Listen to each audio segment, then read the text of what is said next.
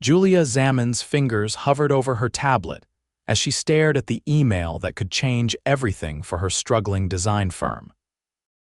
An invitation to pitch a renovation for Oakley Industries headquarters, not just any renovation, but one personally requested by CEO Oliver Kingston himself, the notoriously demanding executive who transformed a family shipping business into a global logistics empire. Her small design company needed this contract desperately, but the rumors about Kingston's impossible standards made her stomach twist into knots. She had 24 hours to prepare for a meeting that could either save her business or become the most humiliating rejection of her career. Julia smoothed her navy blue blazer nervously as she waited in the imposing lobby of Oakley Industries. The 30-story building in downtown Seattle projected power and stability, but the dated marble and brass fixtures screamed 1990s corporate excess. Her portfolio clutched tightly against her chest. She mentally rehearsed her pitch one last time. "Miss Zaman," a crisp voice interrupted her thoughts. "Mr. Kingston will see you now." The executive assistant led Julia through a maze of corridors to a conference room with floor-to-ceiling windows overlooking Elliott Bay. The view was breathtaking, but Julia barely noticed it as she spotted the man sitting at the head of the long table. Oliver Kingston was not what she expected. She'd pictured someone older, harder, not this athletic, 40-something with intense gray eyes and dark hair showing the first distinguished touches of silver at the temples. He wore no tie with his tailored charcoal suit, and when he stood to greet her, Julia was struck by his height. "Miss Zaman." His handshake was firm but not aggressive. "Thank you for coming on such short notice." "It's my pleasure, Mr. Kingston." Julia kept her voice steady despite her nerves. "I appreciate the opportunity. Please call me Oliver." He gestured for her to take a seat. "I've been following your work since you redesigned the Birch Hill Library. Impressive transformation on a limited budget." Julia blinked in surprise. The Birch Hill project had been a passion project for a community space she cared about. "You've seen that." "I make it my business to know talent when I see it." Oliver leaned forward. "This building needs more than just a facelift. It needs a complete reimagining, something that honors our history but propels us forward."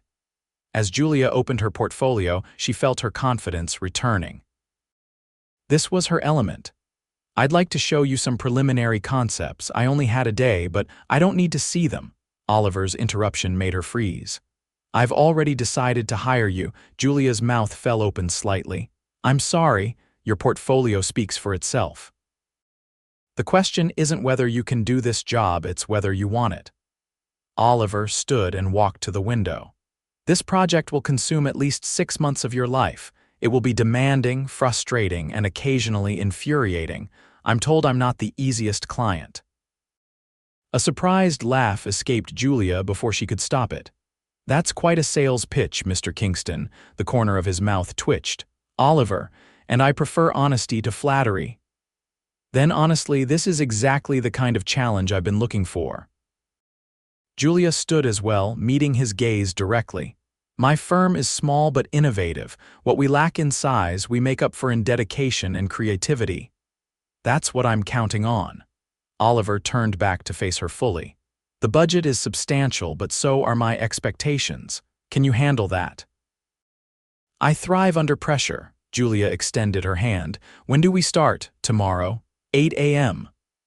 Oliver took her hand and Julia felt a strange jolt at the contact. "Welcome aboard, Miss Zaman." "Julia," she corrected with a smile. "If we're going to be working closely for 6 months, formalities seem unnecessary." Something flickered in his eyes, interest, perhaps, or simple approval. "Julia, it is." The next morning, Julia arrived at 7:45 a.m. with her senior designer, Marco, and their project coordinator, Layla. They'd spent the night preparing, and Julia felt the familiar mix of excitement and anxiety that came with every new project. Oliver was already waiting, dressed in a navy suit that emphasized his broad shoulders. "Right on time," he said, though they were actually early. "I've cleared my morning to give you the full tour."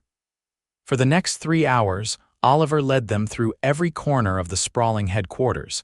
He knew the building intimately, not just the executive floors, but the employee cafeteria, the shipping department, even the maintenance areas.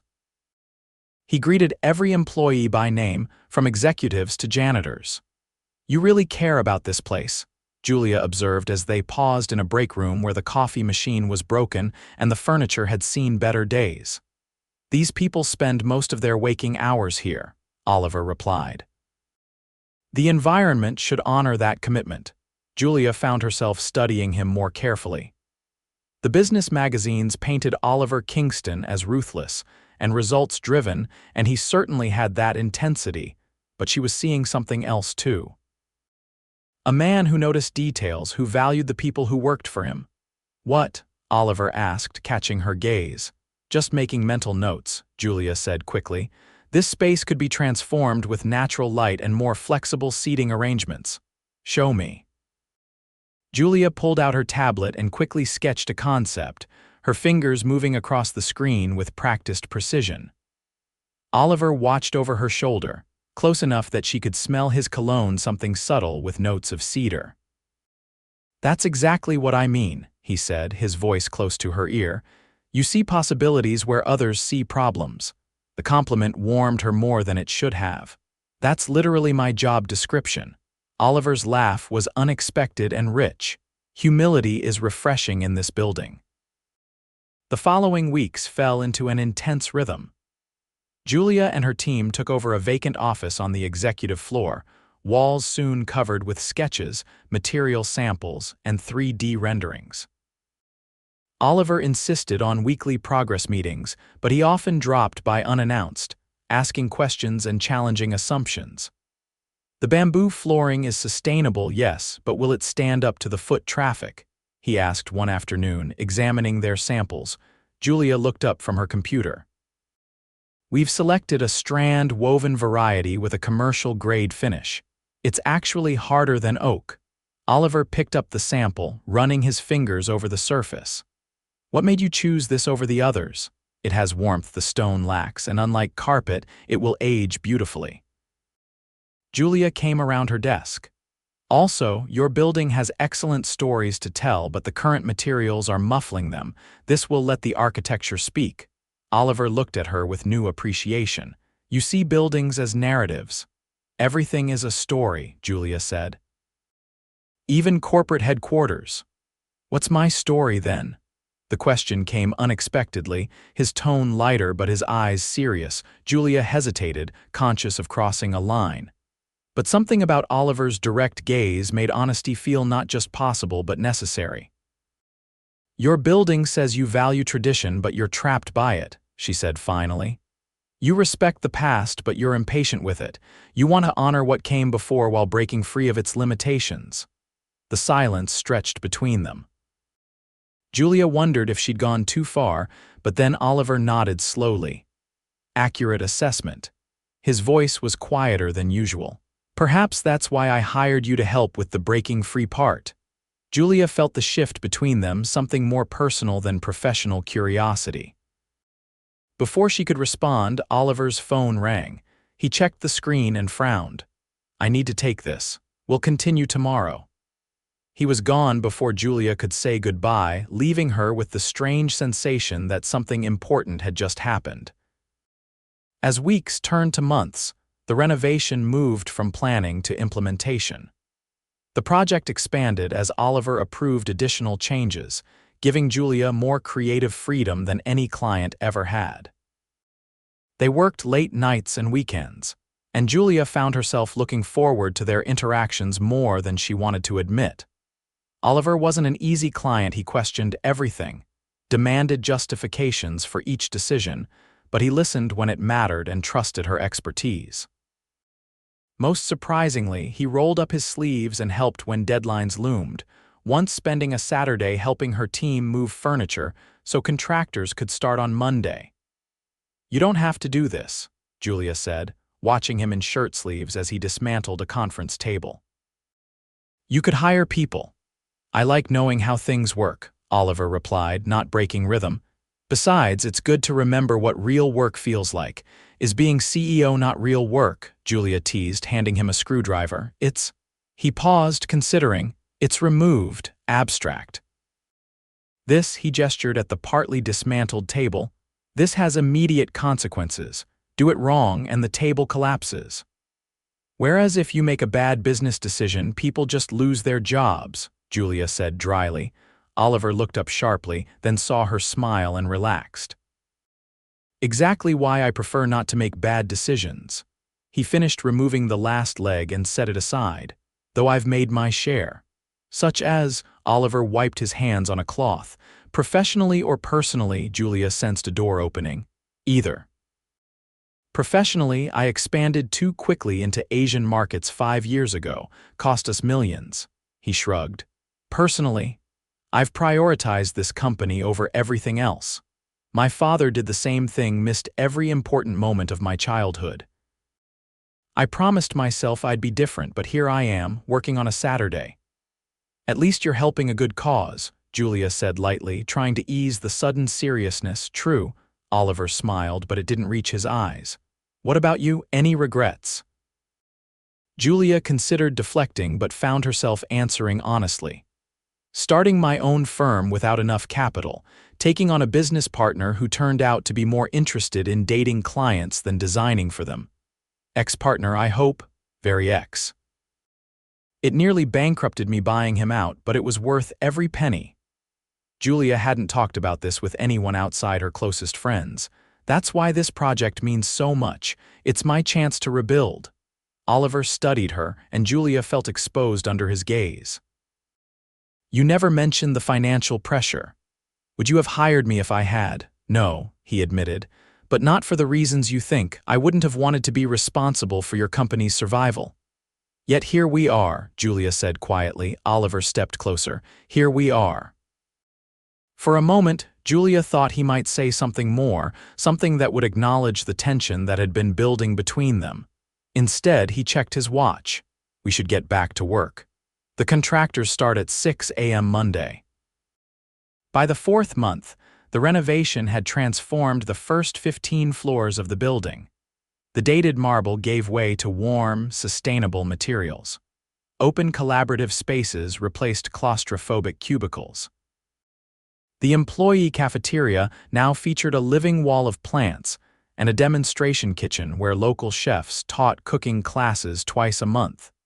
The executive floor was scheduled last, and Julia found herself both anticipating and dreading the completion of the project. She'd built her team to 12 people to manage the workload, but still spent most evenings working late, often with Oliver joining her to review progress. On one such evening, a thunderstorm knocked out power to half the downtown area. The building's emergency generators kicked in, but only essential systems were running, which didn't include the air conditioning on a humid July night. We should call it a day, Oliver said, loosening his collar as the temperature in the makeshift office rose. The power could be out for hours. Just let me save these files. Julia was trying to ignore how his forearms looked with his sleeves rolled up, the way the emergency lighting cast shadows across his face. You've been working 16-hour days for weeks, Oliver observed. That wasn't part of our agreement. Julia smiled tiredly. I don't recall negotiating work hours. Even I go home sometimes. Do you? Julia closed her laptop. I assumed you had a secret apartment somewhere in the building. Close. I have a place 6 blocks from here. Oliver hesitated. Look, it's pouring, the power's out, and neither of us has eaten. My apartment has a generator. Let me make you dinner.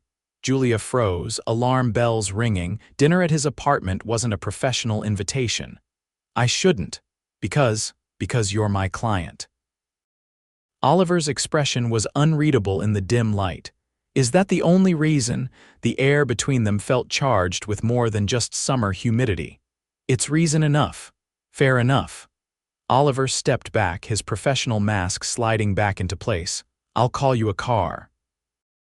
That's not necessary. I can walk to the bus stop in this storm. Not happening. He was already on his phone. The car will be here in 10 minutes.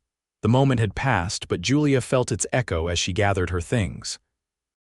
When the car arrived, Oliver walked her to the lobby, holding an umbrella over her as she climbed in. "Thank you," she said, not sure if she was thanking him for the car or for not pressing the dinner issue. "Julia?" Oliver leaned down, one hand on the car door. "For what it's worth, I respect the boundaries, but when this project is over." He left the sentence unfinished, but Julia understood perfectly. "When this project is over," she echoed, neither a promise nor a refusal. Oliver closed the door, and as the car pulled away, Julia allowed herself to imagine what might happen when professional obligations no longer stood between them. The renovation hit an unexpected obstacle in month 5 when water damage was discovered behind the walls of the executive floor. The schedule had to be completely reorganized, with Oliver temporarily relocating to a small office near Julia's workspace. "This is actually an improvement," Oliver commented, watching contractors tear out damaged drywall. "Now I can monitor your progress hourly instead of daily," Julia groaned. "Please don't. My team is stressed enough with the revised timeline." "I'm kidding." Oliver perched on the edge of her desk. "Though I do enjoy watching you work, you get this furrow between your eyebrows when you're concentrating." Julia's hand instinctively went to her forehead and Oliver laughed. "It's charming," he said, then cleared his throat. "Listen, the board wants a presentation on the project next week. Would you be willing to lead it with me?" "Of course." Julia tried not to show how pleased she was by the request. "Though I'm surprised they're interested in interior design." "They're interested in the $40 million we're spending," Oliver corrected. "But it's more than that. This renovation is changing how we work. Productivity is up 15% on the completed floors. Sick days are down. The board has noticed." "That's incredible." Julia hadn't expected such measurable impact. "You should be proud." Oliver's voice softened. "I am."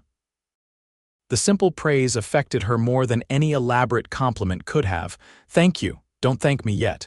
The board chairman is my father." Oliver ran a hand through his hair. "He's challenging. Runs in the family then," Julia teased, trying to lighten the sudden tension. "You have no idea."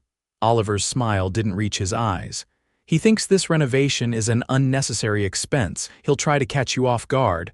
I can handle tough questions." "It's not about the questions." Oliver looked away. "It's about proving him wrong." Julia caught a glimpse of old hurt beneath his confident exterior. "This is personal for you." "Everything with my father is personal." Oliver stood. "Just be prepared." The boardroom was intimidating, all dark wood and leather chairs surrounding a massive table. Julia wore her most professional outfit, a charcoal pantsuit with a silky blush top, her hair pulled back in a sleek ponytail. She arrived early to set up her presentation, but Oliver was already there, pacing by the windows. "Nervous?" she asked, connecting her laptop to the projection system. "Not about the presentation." Oliver stopped pacing. "You look nice." "Professional," Julia corrected, though she was pleased by the compliment. "That too." His eyes lingered on her face. "Remember, let me handle my father." Before Julia could respond, the door opened and board members began filing in.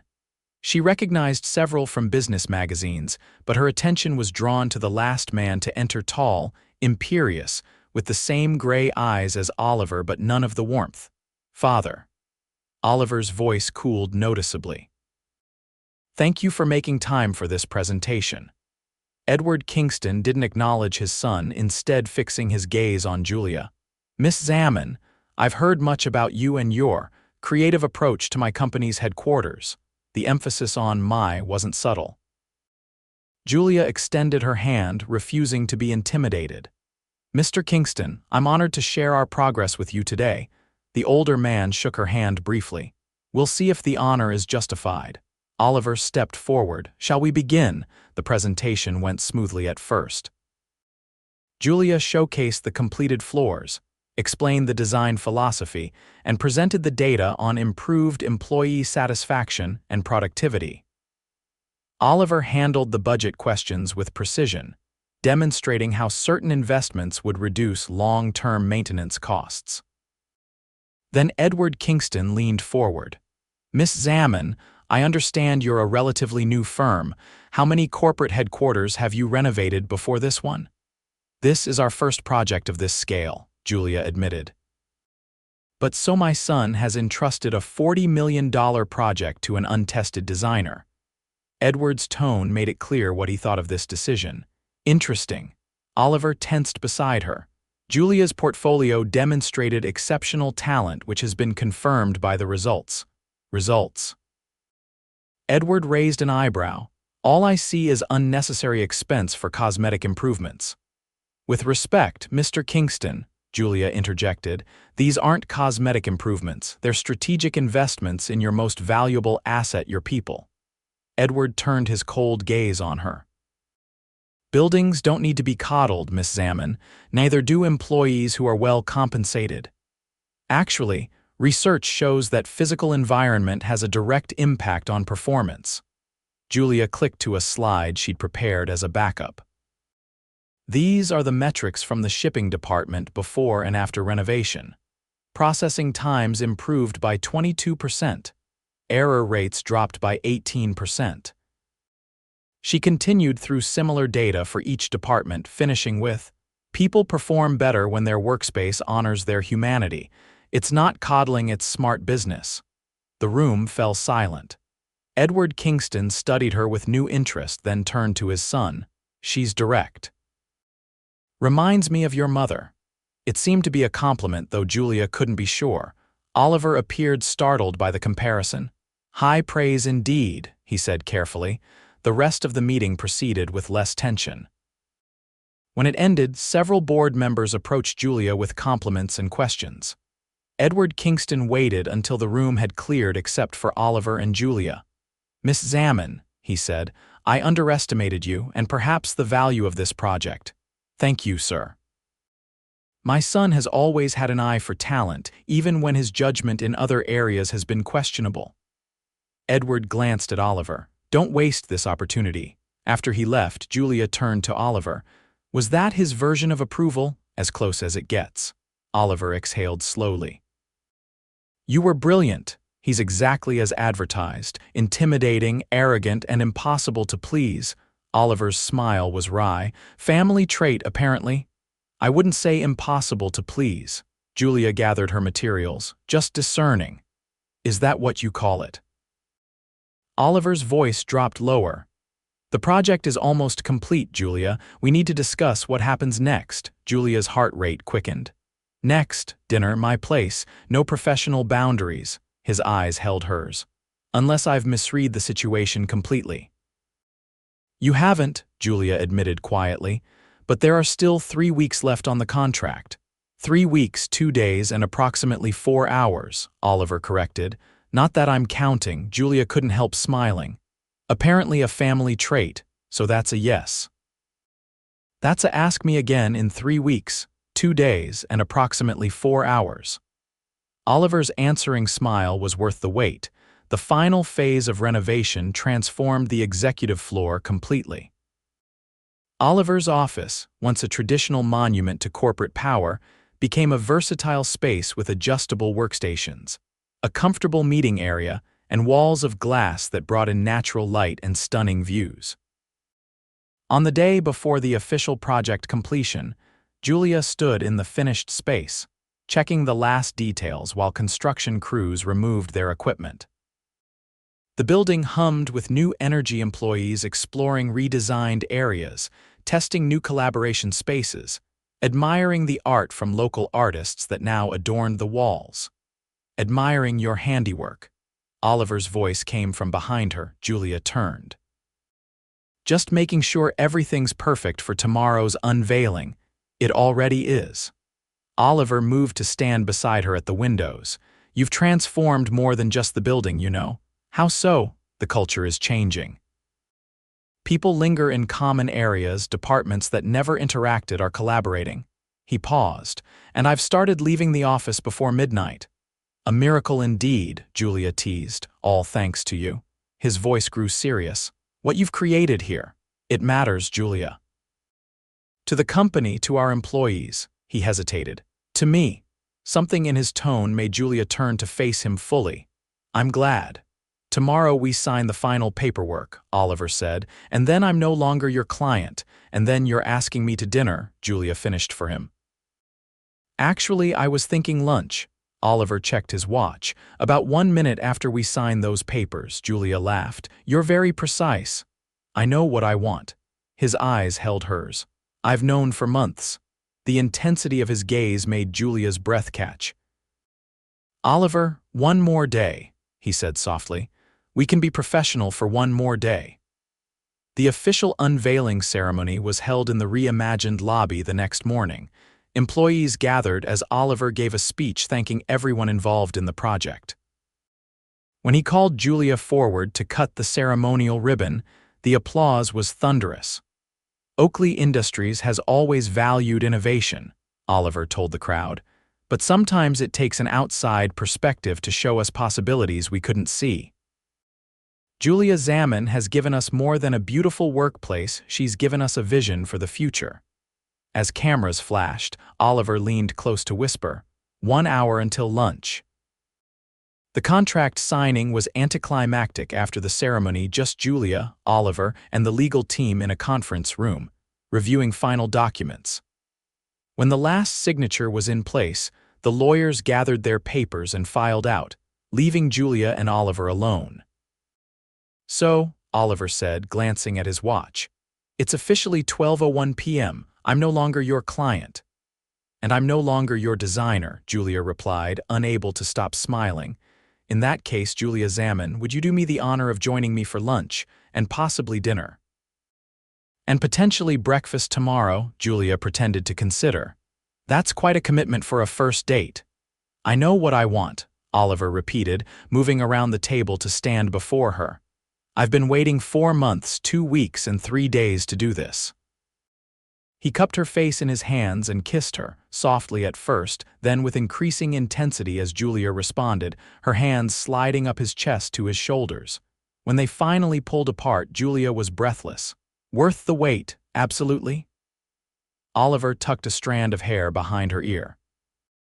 Though I suggest we continue this discussion somewhere more private than a glass-walled conference room. Julia glanced around to see several employees quickly averting their gazes. Good point. My place. I believe I was promised a home-cooked meal months ago. You're not going to let me forget that, are you? Julia gathered her belongings, feeling happier than she had in years. Never. Oliver's smile was warm with promise. I have an excellent memory for the important things. 1 year later, Julia stood in the same spot where she'd first met Oliver, the conference room with its sweeping views of Elliott Bay.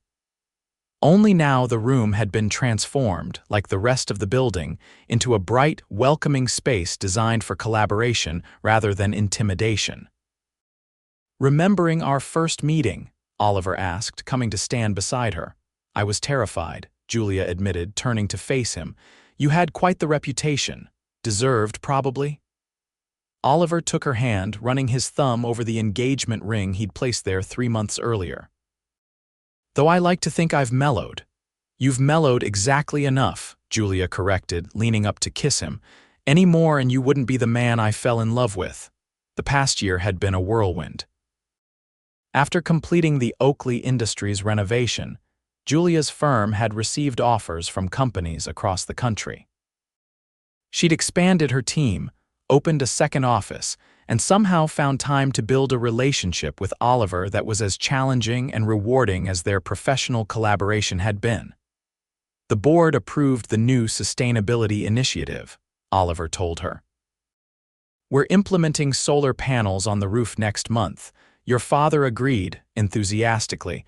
Apparently you've won him over completely. Oliver pulled her closer. Though not as completely as you've won me. That sounds like a challenge. Julia pretended to consider. How might I completely win over the fearsome Oliver Kingston? You already have. Oliver's expression grew serious. You know that, right? How completely I'm yours. The sincerity in his voice touched her deeply. I do know, and I'm completely yours too. Good. Oliver checked his watch. Because we have dinner reservations in an hour and I'd hate to be late for our anniversary. 1 year since our first lunch date, Julia mused as they walked toward the elevator. Though technically, we met a year and 4 months ago.